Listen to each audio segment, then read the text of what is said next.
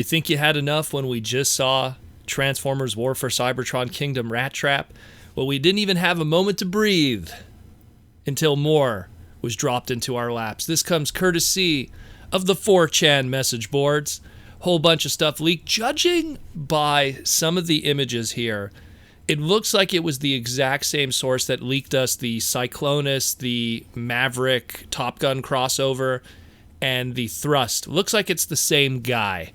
Definitely his same bed sheets, that's for sure. So let's talk about it. We got 3 Deluxe War for Cybertron, finally, toy reveals. Not listings, not stuff we're seeing in Walmart listings, actual toy reveals.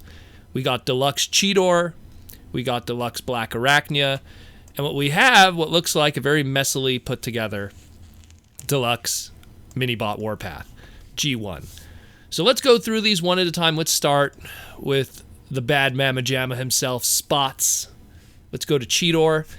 Looking really good. Uses a very similar kind of transformation to that of his Generations Universe 2.0 toy, but not in a bad way. For people that are familiar, the old Universe Classics Cheetor was a attempt, to put it lightly, of Season 1 Cheetor's design, his non-transmetal look. And it was, hit or miss. A lot of people didn't like it. This one uses similar kinds of transformation engineering and stuff, but definitely a better final product, a cheetah that actually has a cheetah look. Obviously, some engineering cues that were learned from the Masterpiece release a couple of years prior to this. What's interesting about it, though, is the choice of weapon. They went with a whip with a little, mace blade at the end.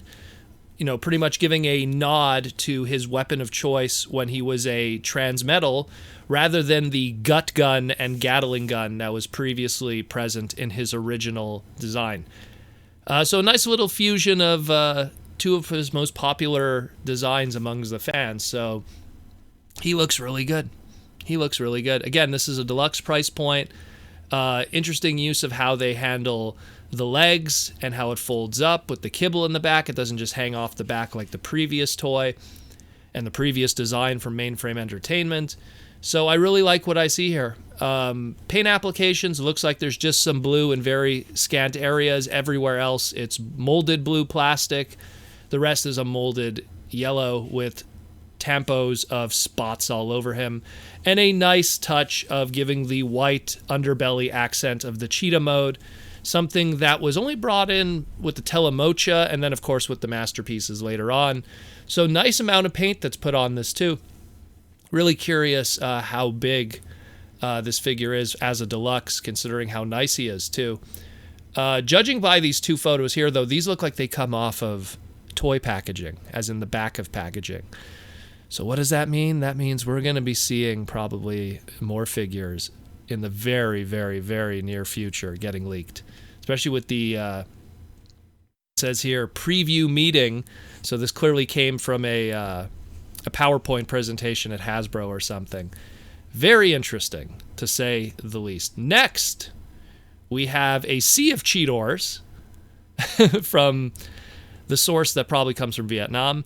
And next to him, what looks like a Warpath that has just seen better days.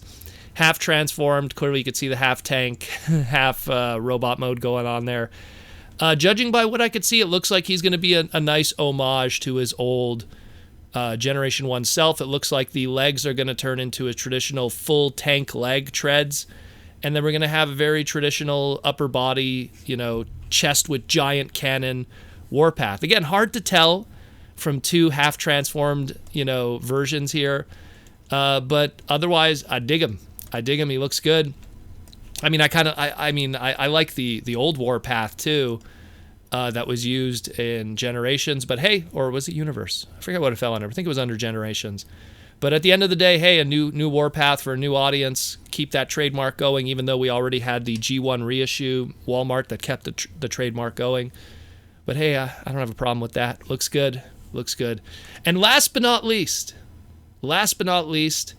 an absolutely stunning Deluxe Predacon Blackarachnia.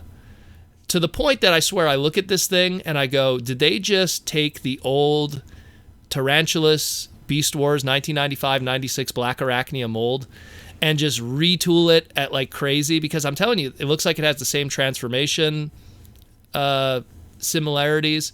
Even the way the legs are, the arms, very similar. Obviously, a different take than before. Absent our ball joints, now we're using more hinge joints, which is now the common thing because you could actually paint these joints. But it looks great. Looks really good. Beautiful head sculpt. Nice body, as Blackarachnia should have. I dig it a lot. Looks really good. This is a affordable alternative to people that didn't make the drop on the Masterpiece.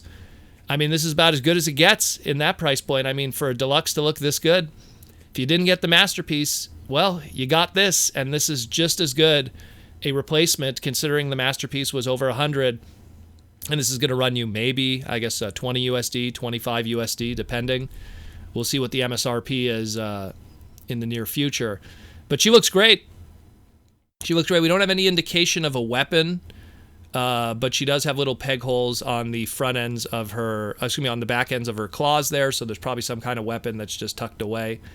But she looks great. She looks really good. I am quite surprised. We don't have a beast mode shot here, but judging by, like I said, how this transformation looks, I'm no joke, this looks like they took the original Deluxe toy from back in 95, 96 that was shared with Tarantulas, that mold, and just retooled it and modernized it to what is the price point, the budget, and the sculpting engineering that we have today of 2020 for a 2021 release toy. This all looks great. This is spectacular stuff. I can't stress enough. I mean, when I was talking about Rattrap, I was like, man, if Rattrap looks this good at a core class, which is pretty much like a in-between Legends and Scout, what are these Deluxes going to look like? And they don't fail to disappoint. I think the Beast Wars fans, including me, are going to be ecstatic and extremely happy. And for those that couldn't afford Masterpiece interpretations, this is a very good alternative to that, considering that the Masterpiece product keeps rising in price. To get a retail Blackarachnia that pretty much hits it out of the park, I'm down. I love it. I love it. Let me know what you think. This is quite incredible, and I get a feeling, judging by this Cheetor PowerPoint presentation, this isn't the last we'll be talking about this. So I get a feeling we'll be having a discussion really, really soon about some other product from the Transformer Kingdom line.